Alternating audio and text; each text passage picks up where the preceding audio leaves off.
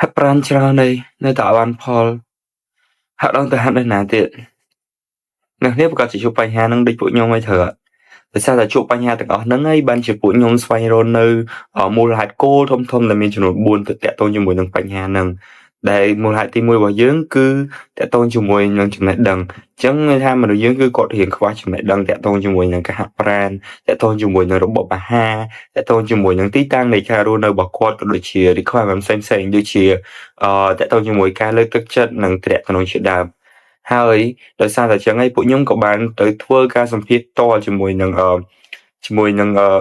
ប្រជាជនរបស់យើងដែលគាត់រស់នៅតាមតំបន់ផ្សេងៗគ្នានៅក្នុងរាជធានីភ្នំពេញផងដែរហើយអីដែលយើងទទួលបានគឺពិតជាដូចអីដែលយើងបានស្វែងរកឃើញមែនគឺភាគច្រើនពួកគាត់ខ្វះខាតតាក់ទងជាមួយនឹងចំណេះដឹងការញ៉ាំរបបអាហារតាក់ទងជាមួយការគ្រប់គ្រងពេលវេលាតាក់ទងជាមួយនឹង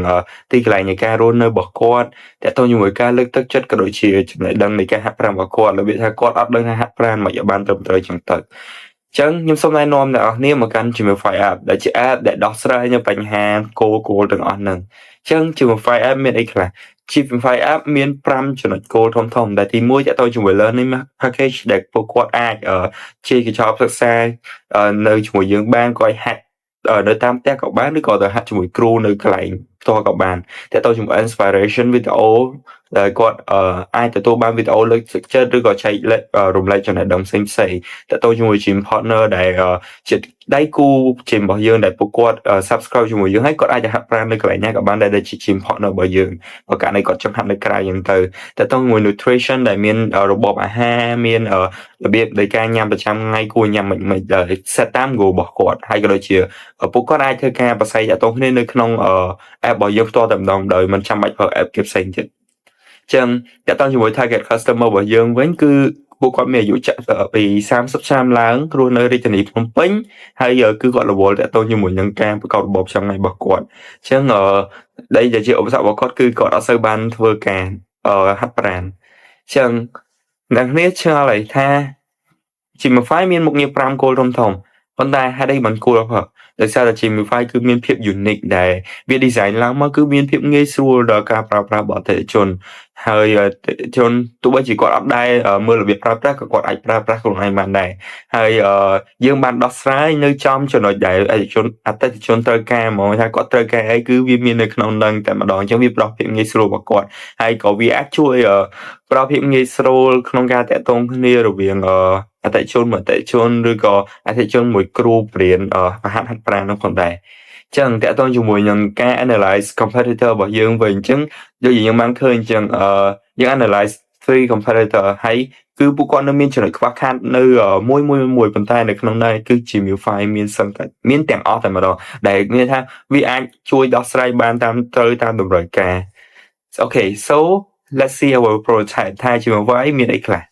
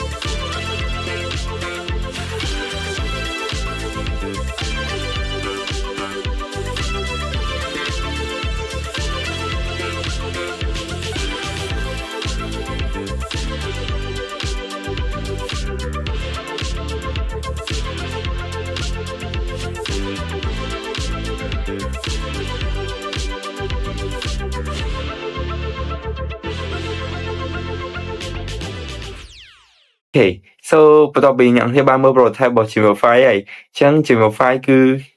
ពិតជាអាចនិយាយបានថាវាប្លែកដោយសារតែវាមានគ្រប់ទម្រង់ទាំងអស់នៅក្នុងហ្នឹង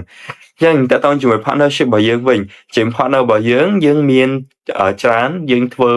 ជា partner ដែលមានថាអតិថិជន subscribe មួយយើងទៅគាត់អាចទៅហាត់ប្រាណនៅជា partner ណាក៏បានដែរដែលគាត់ចង់ទៅហាត់ប្រាណជាមួយមានថាគាត់ subscribe ដល់មួយគាត់ប្រើបានទាំងអស់ហើយយើងក៏មាន payment partner ដែលវាជាកន្លែងមួយដែលវាមានច្រើនធនាគារដោយសារតែវាផ្ដល់ភាពងាយស្រួលដល់អតិថិជនហើយមួយទៀតធនាគារខ្លះវាមាន promotion អញ្ចឹងនៅពេលដែលអតិថិជន pay ជាមួយយើងទៅយើងអាចបាន offer promotion ពីធនាគារមកថែមយើងបានលុយបន្ថែមទៅលើ business របស់យើងផងដែរចឹងតើតើជាមួយក្រុមការងារវិញដោយសារវាជាដំណាក់កាលដំបូងក្រុមការងារគោលយើងត្រូវការ12នាក់មាន software engineering 4នាក់មាន consultant មួយ data analyzer and management មួយ social media controller មួយ BD 2ជាមួយ content creator ចំនួន3នាក់ដើម្បីជួយផ្សព្វផ្សាយបន្ថែមចឹងតើតើមួយ scalability របស់យើងវិញអញ្ចឹង